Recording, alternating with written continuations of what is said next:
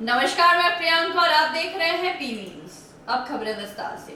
आज सुबह बॉलीवुड के ट्रेजेडी किंग और द फर्स्ट खान मतलब हमारे भारत के लेजेंडरी एक्टर दिलीप कुमार साहब का निधन आज सुबह हिंदुजा अस्पताल में हो गया।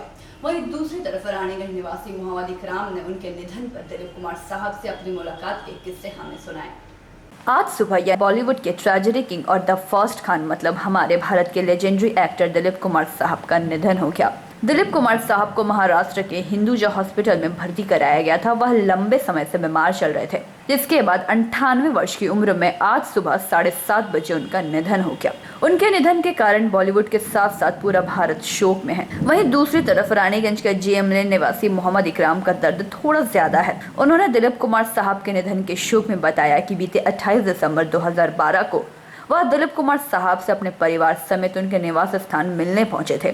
उनसे मिलने के लिए उन्हें काफी इंतजार भी करना पड़ा, मगर इंतजार का फल मीठा रहा। उसके बाद दिलीप कुमार साहब से उनकी मुलाकात 3 बार हुई और उनसे मिलकर मोहम्मद इकराम काफी खुश हुए। उन्होंने आज उनके निधन पर शोक जाहिर करते हुए उनकी मुलाकात की खुशी भी जाहिर की। एक तरफ उनके चेहरे पर खुशी थी तो दूसरी तरफ शोक भी था। क्या फील होगा कि दुख तो बहुत दिल में है। ऐसा दुख हो रहा है कि मेरा जो अपना जो खोया था उससे ज़्यादा फील हो रहा है कि यूसुफ खान दिलीप कुमार यहाँ हमारे बीच में नहीं रहे। बहुत ज़्यादा दुख हो रहा है। इसीलिए जो है अल्लाह उनको जन्नत नसीब करे और पूरे बंगाल के आदमी उसके लिए दुआ करे। सब बंगाल के आदमी गमगीन है उनके लिए। तो आपने क्या हाँ, हम लोग गए थे 2011 में। 10 दिन तक जो है उनके दरवाजे पर खड़े रहते थे, सुबह 2 बजे से लेकर शाम को 7 बजे तक। अचानक 9वां 10वां दिन बोले कि कौन शख्स है ये जो डेली रोजाना आता है, बुलाओ मेरे पास।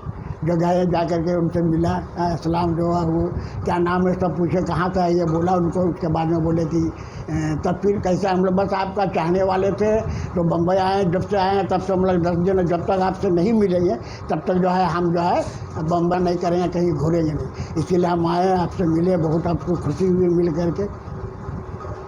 तो क्या हमारे पूरे फैमिली थी, हमारे अहलिया थी, हमारी 2 पोतियाँ थी हैं। और सबसे बड़ी बात यह है कि जानते हैं कि मैंने शहरा बानो जो है हमारी एक पोती है कायनात मिर्जा, उसको हमारी अहलिया को बोली, हमारी वाइफ को बोली कि बच्ची को मुझे दे दो हैं। तो मेरी भाई बोली हर वक्त हम नमाज में थे उन्हीं के घर में, तो हमको सलाम फिरने के बाद में हमको दिलों बड़ा ऐसा फील हुआ कि अल्लाह इनका एक भी औलाद नहीं हुआ है तो क्या किया जाएगा। तो मेरा अहलिया बोली नहीं मैं तो इसको दे नहीं सकती हूँ, ये मेरी चहेती पोती है।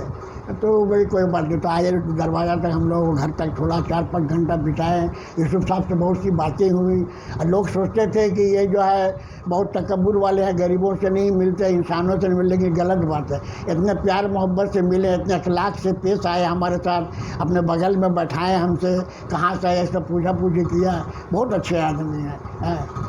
इंसान को क्या बोलेंगे, सब जो है पूरा बंगाल और पूरा हिंदुस्तान उनके गम में शरीक हैं। और एक बात और हम बोलेंगे, हमारे हिंदुस्तान में ऐसा जनरेशन पैदा हो ताकि यूसुफ खान का बदल भी हो सके, ताकि दुनिया में नाम कमाए पूरा दिनों। जिस तरह हमारे यूसुफ खान दिलीप कुमार का नाम था, सोना के रतन कैसे लोग मानते थे, उसी तरह से हमारे हिंदुस्तान में कोई भी नौजवान तरक्की करे और दिलीप कुमार का हम जैसा बनने के, वैसा तो होगा नहीं लेकिन उस जैसा बनने की कोशिश करे और हमारे भारत का नाम रोशन करे। आपका नाम? हमारा नाम मोहम्मद इकराम, रानीगंज जेएम लाइन। रानीगंज से सम्राट दास की रिपोर्ट, पीवी न्यूज। रानीगंज के स्कूल पाड़ा स्टूडेंट हेल्थ होम भवन में स्टूडेंट हेल्थ होम की ओर से पश्चिम बंग विज्ञान मंच, लोकेश्वर नंद और आई फाउंडेशन के संयुक्त तत्वाधान में आई चेकअप और फुल बॉडी चेकअप कैंप का आयोजन किया गया।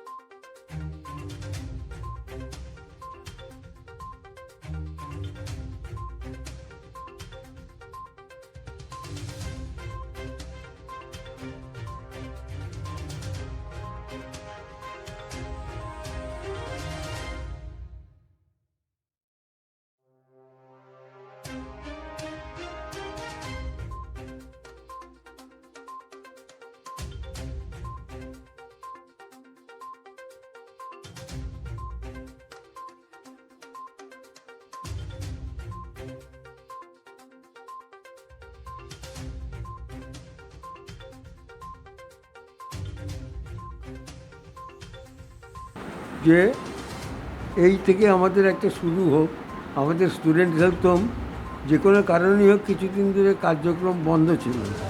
আমরা চাইছি যে এরপর থেকে আমরা নেক্সট উইক একটা মিটিং সভা ডেকে আমরা আমাদের কাজ আস্তে আস্তে শুরু করব এবং তা কিভাবে করতে হবে না করতে হবে সব আলোচনা করে আগে যেমন আমাদের নিয়মিতভাবে আমরা পেশেন্ট দেখতাম, আমরা সব ছাত্রদের দেখতাম, আমাদের সদস্য স্কুলের ছাত্রীদের দেখতাম, আমরা সেরকমভাবে সেটা আবার শুরু করব। স্কুল হোস্টেলে যে আমাদের রানীগঞ্জ আঞ্চলিক কেন্দ্র আছে স্টুডেন্ট হেলথ হোমে, সেই বিল্ডিংয়ে রানীগঞ্জ স্টুডেন্ট হেলথ হোমের পক্ষ থেকে এবং পশ্চিমবঙ্গ বিজ্ঞান মঞ্চের রানীগঞ্জ কেন্দ্রের পক্ষ থেকে একটি বিনা ব্যয়ে স্বাস্থ্য পরীক্ষা শিবির আমরা আজকে আয়োজন করেছি। এই শিবিরে আমাদের পুরুলিয়ার বরণডাঙ্গায় যে লোকেশ্বরানন্দ আই ফাউন্ডেশন রয়েছে, তারা আজকে এই শিবিরে তাদের ডাক্তারবাবুদের টিম এবং স্বাস্থ্যকর্মীদের টিম এসছেন। তারা স্বাস্থ্য পরীক্ষা করছেন এবং চক্ষু পরীক্ষা করছেন বিনা পয়সায়। আর তাছাড়াও আমাদের স্থানীয় ডাক্তারবাবুরা আছেন, তারা জেনারেল ফিজিশিয়ান হিসাবে পোস্ট কোভিড পেশেন্টদের স্বাস্থ্য পরীক্ষা করছেন। মূলত দেখা যাচ্ছে যে কোভিড থেকে সুস্থ হয়ে উঠলেও অনেক সময় কোমরবিডিটি থাকার ফলে নানা রকম সমস্যা দেখা দিচ্ছে, সেটা চট করে ধরা পড়ছে না, হঠাৎ করে ডিটোরিয়েট করে যাচ্ছে হেলথে। সেই প্রবলেমটা যাতে না হয় আমাদের এলাকার মানুষজনকে, সেই জন্য আমরা আহ্বান জানিয়েছিলাম যে আপনারা এই বিনা ব্যয়ে স্বাস্থ্য পরীক্ষা শিবিরে আসুন, চক্ষু পরীক্ষা করান এবং পোস্ট কোভিড পেশেন্ট হিসাবে যারা রয়েছেন তারা জেনারেল ফিজিশিয়ানদের কাছ থেকে স্বাস্থ্য পরীক্ষা করান। তো আজকে এখন পর্যন্ত আমাদের কাছে 130 জন পেশেন্ট এসেছেন। আমি আশা করছি যে একটা পর্যন্ত এটা 150 ক্রস করে যাবে। আমাদের এইটা হচ্ছে মূল। আর তাছাড়াও লোকেশ্বরানন্দ আই ফাউন্ডেশনের পক্ষ থেকে বেশ কিছুদিন আগে কোভিড পেশেন্টদের জন্য একটা মেডিসিন কিট আমাদেরকে দেওয়া হয়েছিল। আমরা এলাকার অনেক জায়গাতে এই কিট পশ্চিমবঙ্গ বিজ্ঞান মঞ্চের পক্ষ থেকে জামুরিয়া, দুর্গাপুরে আমরা এই কিট পাঠিয়েছিলাম এবং এখানে রানীগঞ্জেও অনেককে দেওয়া হচ্ছে। আমাদের এই স্টুডেন্ট হেলথ ভবনে আমাদের ভলেন্টিয়াররা প্রতিদিন 4:30 থেকে 6টা পর্যন্ত 4:30 থেকে 6টা পর্যন্ত একটি সহায়তা কেন্দ্র চালাচ্ছে আমাদের ছাত্ররা। হ্যাঁ, রেড ভলেন্টিয়ার। আচ্ছা, আমাদের এটা স্টুডেন্ট হেলথ হোমের এবং বিজ্ঞান মঞ্চের ভলেন্টিয়ার, তারা এটা চালাচ্ছে প্রতিদিন। এতে যারা এলাকার কোভিড আক্রান্ত হচ্ছে তাদের নানাভাবে সাহায্য করা, যদি কারোর অক্সিজেন দরকার পড়ে, যেমন আমাদের এখানে একটি কনসেন্ট্রেটর আছে অক্সিজেনের, সেইটা সাহায্য প্রাথমিকভাবে সাহায্য করা। তারপর কারোর যদি হাসপাতালে পাঠাতে হয় কিংবা যদি কারোর চিকিৎসার পরে যদি ওষুধের দরকার পড়ে, ওই লোকেশ্বরানন্দ আই হসপিটালের আই ফাউন্ডেশনের পক্ষ থেকে যে কিট দেওয়া হয়েছে সেটা দেওয়া, এইসব আমরা এখানে নিয়মিতভাবে করছি। আপনার নাম? আমি দুলাল কর্মকার, পশ্চিমবঙ্গ বিজ্ঞান মঞ্চের রানীগঞ্জ কেন্দ্রের কার্যকরী সভাপতি এবং আমি রানীগঞ্জ হাই স্কুলের প্রাক্তন প্রধান শিক্ষক। रानीगंज से सम्राट दास की रिपोर्ट, पीवी न्यूज। दुर्गापुर के वार्ड नंबर 29 में बनफुल सरानी की सड़क जर्जर स्थिति में है। वहीं मंगलवार शाम को सड़क से गुजरते समय डंपर का पहिया फट जाने से एक स्थानीय महिला गंभीर रूप से घायल हो गई, जिससे गुस्साए स्थानीय ने सड़क जाम कर मरम्मत कार्य करने की मांग की और कहा कि जब तक हमारी मांग पूरी नहीं होती सड़क जाम नहीं हटेगा। स्थानीय लोग लंबे समय से जर्जर सड़कों की मरम्मत की मांग कर रहे हैं। दुर्गापुर के वार्ड नंबर 29 में बनफुल सरानी की सड़क जर्जर हालत में है, लेकिन कुछ फैक्ट्रियों की ओवरलोडिंग लॉरी उस सड़क पर चलती है। मंगलवार शाम को सड़क से गुजरते समय डंपर का पहिया फट जाने से एक स्थानीय महिला गंभीर रूप से घायल हो गई। घटना से स्थानीय लोगों में आक्रोश है। रोड ब्लॉक शुरू होता है। नाकाबंदी का दावा है कि जब तक सड़क की मरम्मत नहीं हो जाती तब तक जाम जारी रहेगा। खबर मिलते ही स्थानीय कोवेन थाना की पुलिस ने पुलिस के चारों ओर धरना शुरू कर दिया। महिलाओं ने शिकायत की है कि सड़क लंबे समय से जर्जर स्थिति में है और इस सड़क पर बड़ी संख्या में फैक्ट्रियां चल रही है। एक स्थानीय निवासी ने शिकायत की है कि यहां फैक्ट्रियों की संख्या के बारे में कई बार सुनने के बावजूद भी किसी ने कुछ नहीं किया। इस स्थानीय नेताओं ने भी आकर कहा कि सड़क पक्की कर दी जाएगी, लेकिन वो बातें सिर्फ बातें रह गई, हुआ कुछ भी नहीं।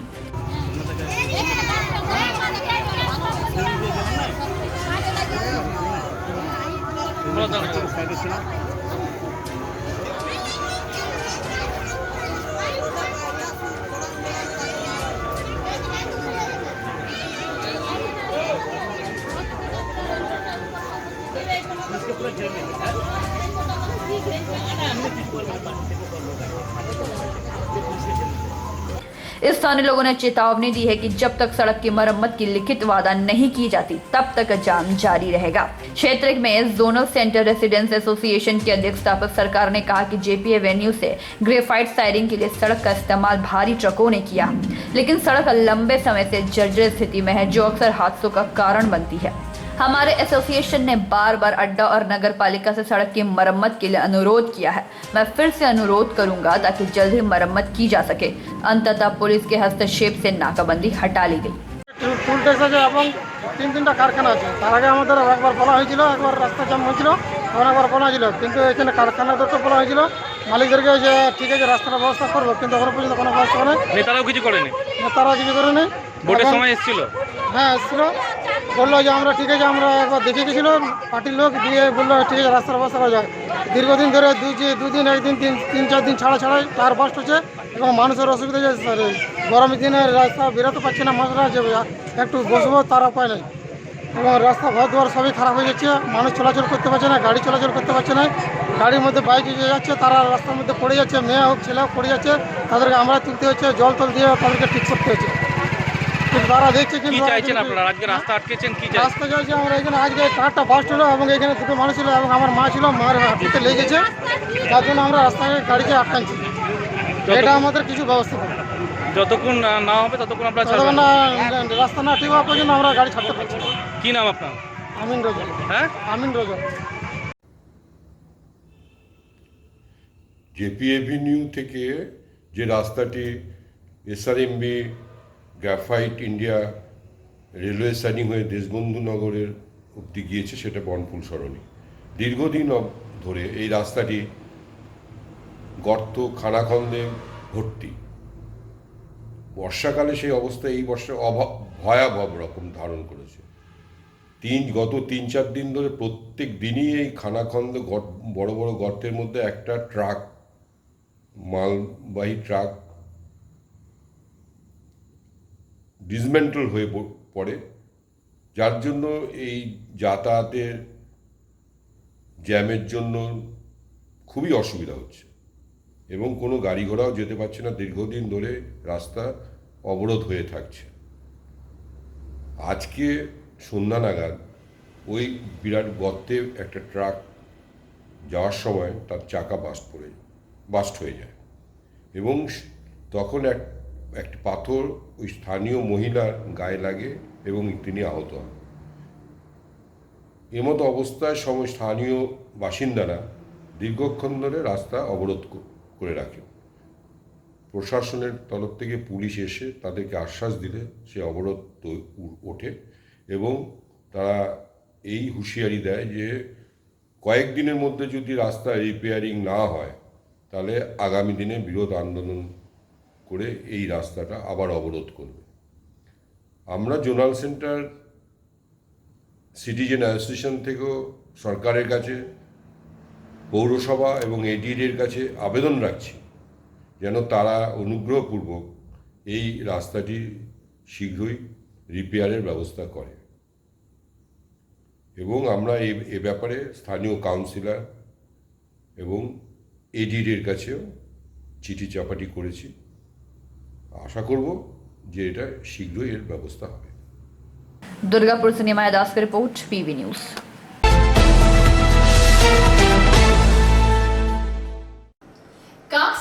रघुनाथपुर स्थित एकलव्य विद्यालय में हुल विद्रोह के अमर शहीदों की याद में आदिवासी समुदाय के लोगों ने बाइक रैली निकाली।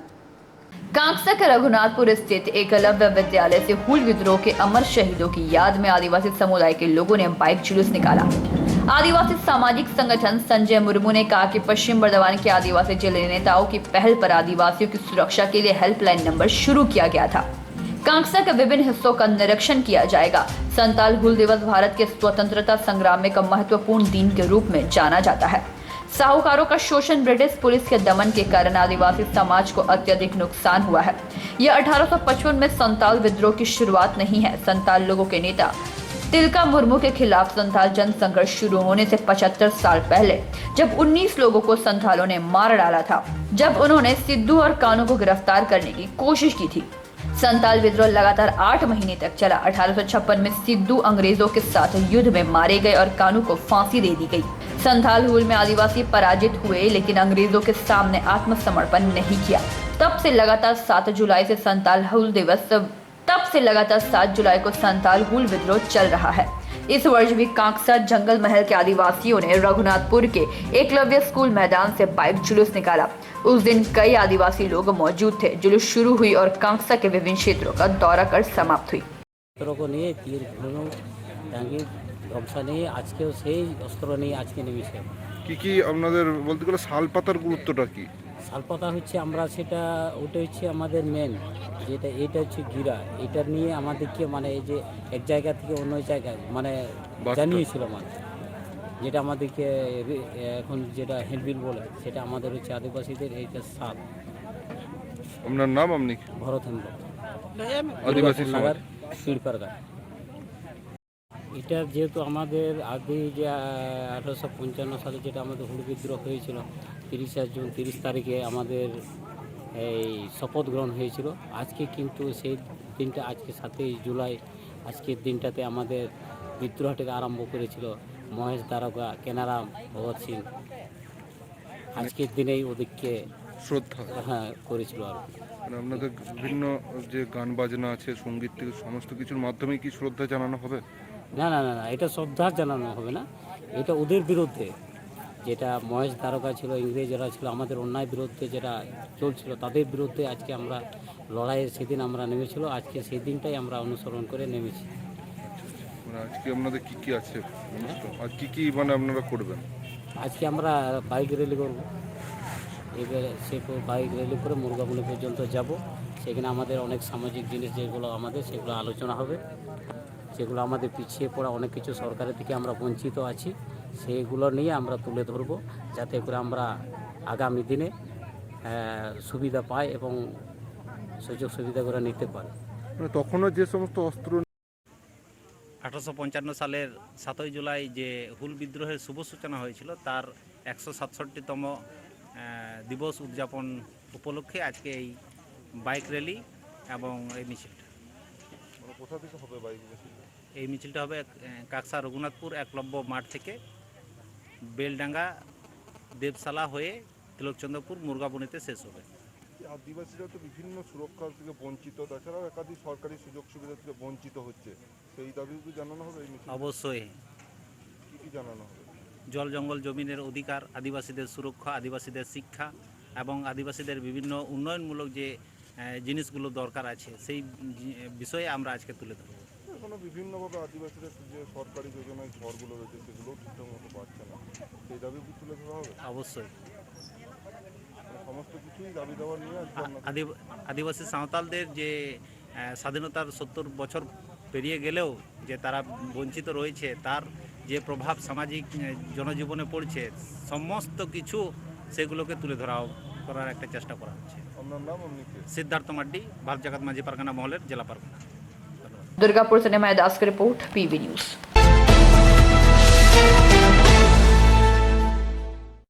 आगे जाते हैं मगर उससे पहले लेंगे एक छोटा सा ब्रेक।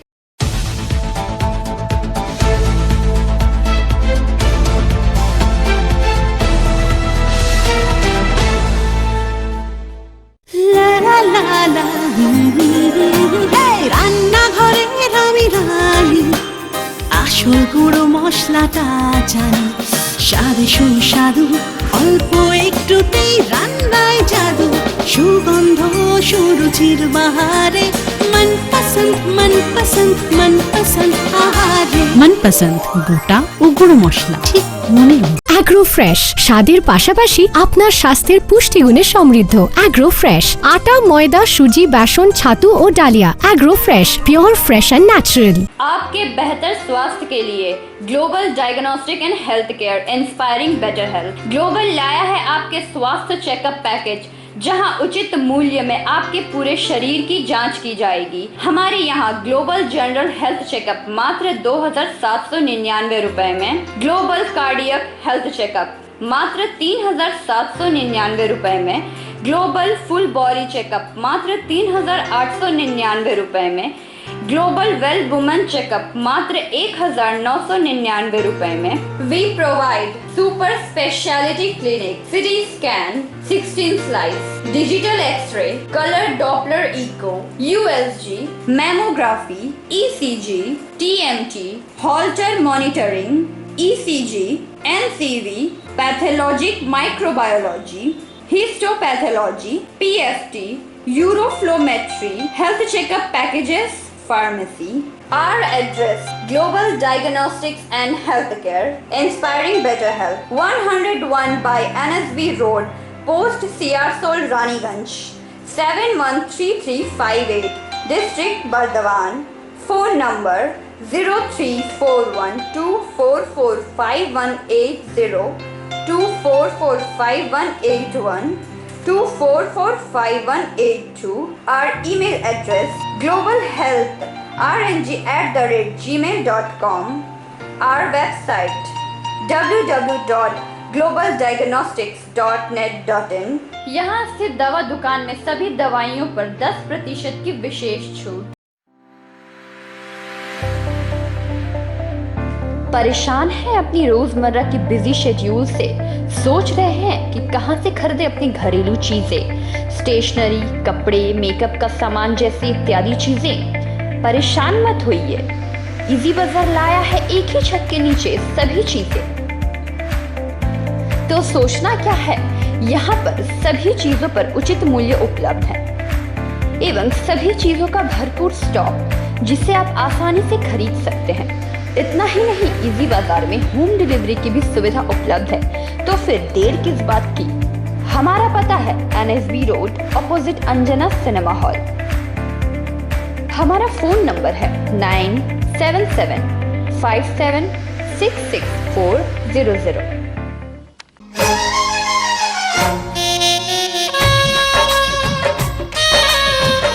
আসছে পুজো, আসছে খুশির লহর, তা কি পরবেন নিয়ে মাথায় চিন্তার ভাঁজ। আর চিন্তা নয়, কৈলাঞ্চলের সুপ্রসিদ্ধ লীলাবতী। এখানে আপনি পাবেন কাপড়ের বিভিন্ন কালেকশন, মহিলাদের জন্য আকর্ষণীয় sari, churidar, kurti, leggings, top, jeggings, বাচ্চাদের জন্য বিভিন্ন কালেকশন, পুরুষদের জন্য pant, shirt, jeans, T shirt. তো আজই আসুন লীলাবতী, NSB রোড, রানীগঞ্জ।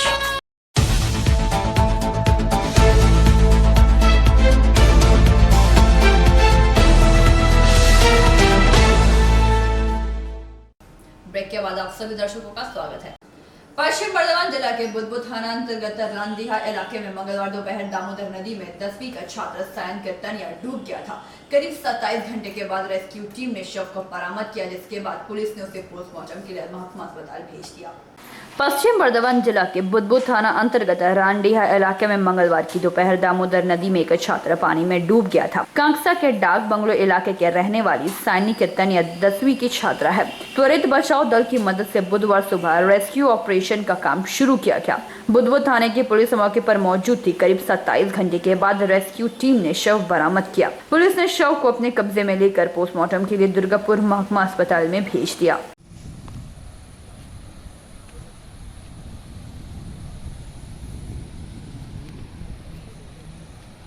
दुर्गापुर से निमाय दास की रिपोर्ट, पीवी न्यूज।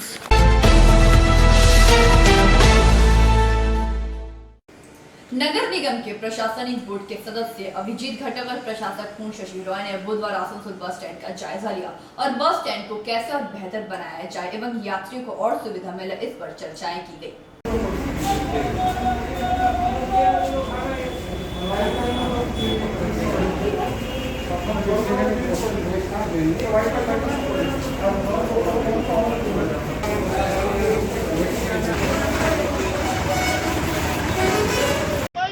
আসানসোল পৌর নিগমের পক্ষ থেকে আমাদের আসানসোল পৌর নিগমে সম্মানীয় চেয়ারপারসন অমরনাথ চট্টোপাধ্যায়ের নেতৃত্বে আমরা একটা মিটিং করি, যেখানে এই আসানসোল বাস ইউনিয়ন থেকে আরম্ভ করে যতগুলি রাজনৈতিক দলের সংগঠন রয়েছে তারা ছিলেন, আমার কর্পোরেশনের ফিনান্স অফিসার, আমাদের সুপারিনটেন্ডেন্ট ইঞ্জিনিয়ার।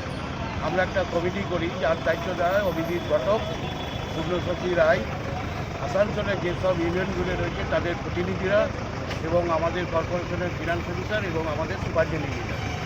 আমরা এগুলো গুরুগুলো দেখি বাস ইউনিয়নটা, এই বাস স্ট্যান্ডটাকে কীভাবে সুন্দর করে আরও গড়ে তোলা যায়।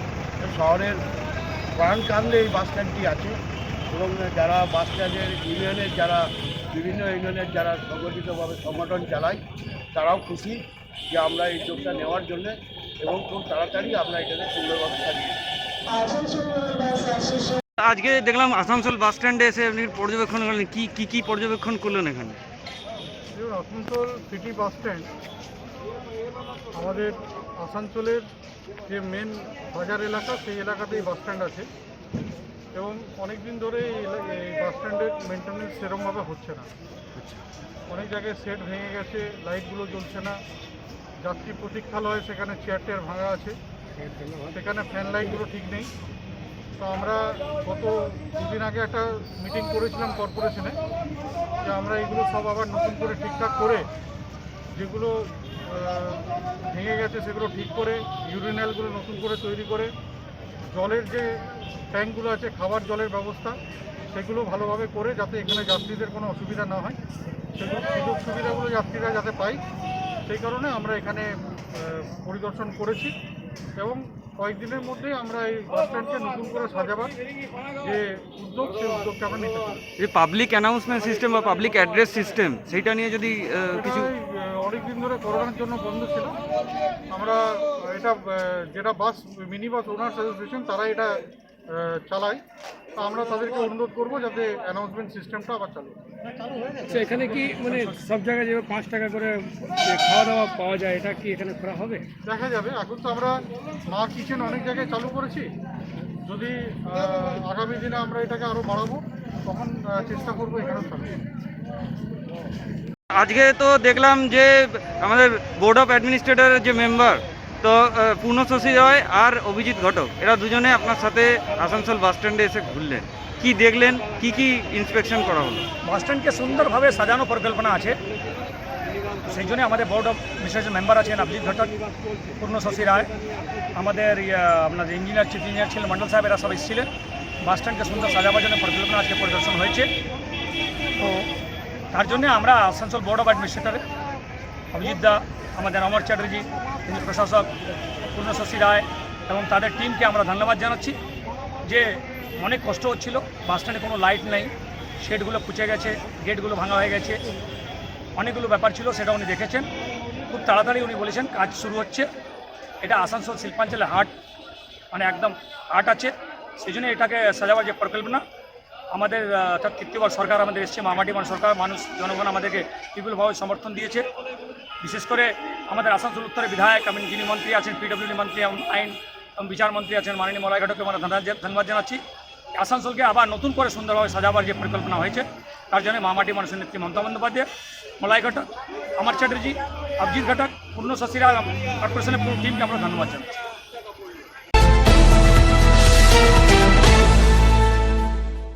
मंगलवार श्याम प्रसाद मुखर्जी की जयंती के दिन कांग्रेस कर्मियों द्वारा भाजपा के बाजार कार्यालय के सामने विक्षोभ दिखाने को लेकर भाजपा के नेता सुदीप चौधरी एवं शंकर चौधरी आदि ने ऐतराज जाहिर किया।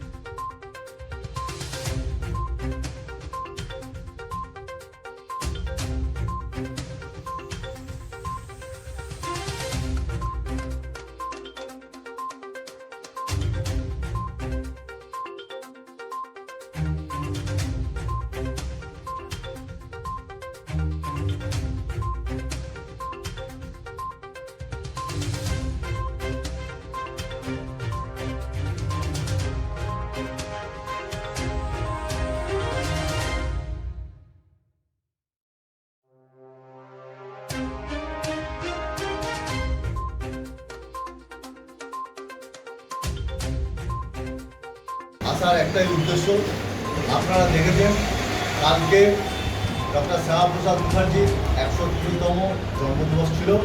আমরা পার্টি অফিসে সেটা উদযাপন করার পর সমস্ত কার্যকর্তারা ওয়ার্ডে ওয়ার্ডে সেই কার্যক্রমে ব্যস্ত ছিল। সেই সময় রচিতভাবে কংগ্রেসের কিছু কার্যকর্তা এই পার্টি অফিসের সামনে তারা যাচ্ছে তাইভাবে এই পার্টি অফিসকে অবমাননা করেছে।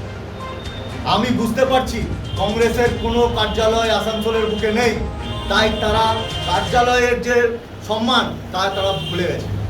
আমি কংগ্রেসের কার্যকর্তাদের মনে করাতে চাই, আসানসোলের বুকে আপনারা যে রাজনীতিক কার্যক্রম করছেন এবং যে কালচার তৈরি করছেন, এরপরে যদি আমরাও আপনাদের কার্যালয় যখন হবে বা আপনার অন্য অন্য পার্টির কার্যালয়ের সামনে এরকম আন্দোলন করব, তখন আপনারা বুঝতে পারবেন যে কী অবস্থা ইয়ে হচ্ছে। এইভাবে একটা বিজেপির কার্যালয়ের সামনে যেভাবে অভব্য রচিত আচরণ খালি গায়ে কংগ্রেসরা দেখিয়েছে, তারা বুঝিয়ে দিয়েছে কংগ্রেসের আদর্শ কি আর কংগ্রেস কিভাবে চলে। রাহুল গান্ধী যেরকম কথা বলার সময় কোনো মান করতে পারে না, যেরকম মানুষ প্রধানমন্ত্রীকে অপমান করে, সেইভাবে কংগ্রেসের কার্যকর্তারা খালি গায়ে আসানসোলের জনতার অপমান করেছে এই কার্যালয়ের সামনে এই আন্দোলন করে। তাই আমরা এর বিরোধ করছি এবং কংগ্রেসের কার্যকর্তাদের সাবধান করছি, আগামী দিনে এই কার্যালয়ের সামনে কোনো রকম কোনো এরকম আচরণ হলে বিজেপিও চুপ থাকবে না। আমরা কিন্তু কেস মোকদ্দমায় যাব এবং প্রয়োজন পড়লে শ্যামাপ্রসাদ মুখার্জির যে বাণী আছে, প্রতিরোধ করো, প্রতিবাদ করো, এবার প্রতিশোধও নাও, তো সেই রাস্তা থেকেও আমরা পিছু পাবো না। এই বলে আমি আমার সংক্ষিপ্ত বক্তব্য শেষ করলাম। আমাদের মধ্যে উপস্থিত আছেন আমাদের ন্যাশনাল কাউন্সিলের মেম্বার ওবিসি মোর্চার সম্পাদক। বলছি দাদা, তোমরা কি পুলিশ কমিশনারকে এই বিষয়গুলো অবগত করাবে? আমরা অলরেডি ওসি সাহেবকে অবগত করিয়েছি যে বিনা পারমিশনে কিভাবে কার্যালয়ের মধ্যে এইভাবে এরা আন্দোলন করছে, আপনারা কি করছেন আমরা বলেছি এবং আমরা দেখছি, চিন্তা ভাবনা করে আমরা লিখিত একটা কমপ্লেন এর ব্যাপারে লেখা। श्यामाप्रसाद मुखर्जी का 120वां जन्मदिन बड़े धूमधाम से हम लोगों ने कार्यालय में पालन किया। तत्पश्चात हम लोगों का विभिन्न जगह कार्यक्रम था, क्योंकि सारे भारतवर्ष में डॉक्टर श्यामाप्रसाद मुखर्जी का जन्मदिन धूमधाम से पालन किया जाता है। और इस जगह जहां आप प्रेस वाले बंधु जहां बैठे हैं, ये जगह यदि डॉक्टर श्यामाप्रसाद मुखर्जी नहीं होते तो आज एक बांग्लादेश में होता। और आप लोग भी आज बांग्लादेश में हम लोग की तरह, जिस तरह हम लोग की स्थिति है, उस तरह आपकी भी स्थिति होगी। इसलिए डॉक्टर श्यामाप्रसाद मुखर्जी को कोटि कोटि नमन करते हैं कि डॉक्टर श्यामाप्रसाद मुखर्जी के चलते पश्चिम बंगाल बच गया। और कल दुख की बात है कि हम लोगों ने जब ब्लड डोनेशन कैंप में नियामतपुर चला गया, उसके बाद कुछ कांग्रेसी जिसका अस्तित्व नहीं है, आसनसोल में कोई कार्यालय नहीं है, वो व्यक्ति कल हमारे कार्यालय के सामने आया। आने के बाद अरे प्रतिवाद करना है तो प्रतिवाद यार कहीं भी करो ना, ऑटोनोमस में प्रतिवाद करो, प्रतिवाद करना है तो कॉर्पोरेशन के सामने करो, भारतीय जनता पार्टी के कार्यालय के रोड के ऊपर करो, किंतु कार्यालय के दरवाजे के ऊपर माथा का मुंडन करना और अर्थी जो बनाया था वो अर्थी को सामने कार्यालय के दरवाजे पर रखना, ये बहुत दुखद बात है, निंदनीय है। इसकी हम लोग तीव्र निंदा करते हैं। ये काम गलत हुआ है और गलत के चलते ही आज सारे भारतवर्ष से कांग्रेस साफ हो गई है। आप लोग को पता होगा कि पश्चिम बंगाल के निर्वाचन में बस 2 ही पार्टी रह गई थी, भारतीय जनता पार्टी और तृणमूल कांग्रेस, बाद बाकी तो कुछ था ही नहीं बीच में। आज कांग्रेस का पत्ता साफ है, सारे भारतवर्ष से साफ है। किंतु ये जो घटना घटी है बहुत ही निंदनीय है। मैं ओसी से बात किया था कल कि भाई हमारे कार्यालय के सामने ऐसी सब मलबा पड़ा हुआ है उसका, तो उसी ने 7 लोगों को भेज के उसका साफ सुथरा कराई। अब मैं आज FIR करने के सोच रहा हूँ। जो 2 व्यक्ति जो कांग्रेस के नेतृत्व दे रहे थे, वो 2 व्यक्ति के नाम पर अब सोचते हैं कि उन लोगों के नाम पर एक लिखित कंप्लेन करेंगे, ताकि भविष्य में कोई भी व्यक्ति कार्यालय के सामने आकर के किसी भी तरह का कोई गलत काम करने के बारे में 100 बार सोचे। और पुलिस कौन 2 व्यक्ति हैं? कौन 2 व्यक्ति? क्या कौन 2 व्यक्ति? 2 व्यक्ति का नाम बोलिए। जो उसके नेतृत्व में थे, कौन 2? हम लोग पता करके बता देंगे। जब FIR होगा आप लोगों को भी दिखा देंगे कि कौन कौन व्यक्ति जो है, जो व्यक्ति उनका नेतृत्व दे रहे थे उनके नाम से होगा। कांग्रेस में जो यहाँ के नेता हैं, जो लोग यहाँ आए थे, उनका नाम तो इसके पहले भी एक बार घटना घटी थी, जब कांग्रेस के इंद्रानी मिश्रा, शाहिद परवीन और एक व्यक्ति का नाम मुझे याद नहीं है, उसने जाके हमारे कार्यालय पर हमला किया था और मेरा हाथ कट गया था, खूने खून हो गया था। हम लोगों ने रास्ता जाम किया था उस दिन। रास्ता जाम करने के बाद उसके बाद वो चीज ने आकर हम लोगों से कहा कि आप लोग रास्ता छोड़ दीजिए और नाम कंप्लेन कीजिए। हम लोगों ने कंप्लेन किया, बाई नेम कंप्लेन किया, उनके नाम से FIR है, अभी भी हो सकता है मामला कोर्ट में चलता हो उनका। तो इसी तरह इनका भी वही हाल होगा, जो उनका हुआ है वही इनका भी होगा। ये बहुत ही गलत है, इसलिए हम आप लोगों को एक बात से प्रेस के माध्यम से उन लोगों तक पहुंचाना चाहते हैं कि भविष्य में ऐसा कोई काम ना करे कि ताकि कोई तरह की झमेला का सृष्टि हो। यदि ऑफिस में कार्यकर्ता रहते 2-4 बार, इससे क्या होता, आपस में झमेला होता, अशांति होती ना। इसके कार्यालय के साथ प्रतिवाद करने का गणतंत्र में अधिकार है। पश्चिम बंगाल में TMC की सरकार ने गणतंत्र का अधिकार को छीन लिया है। संतोष मंडल की रिपोर्ट। आज की खबरों में फिलहाल इतना ही। देखते रहिए PB न्यूज़। नमस्कार।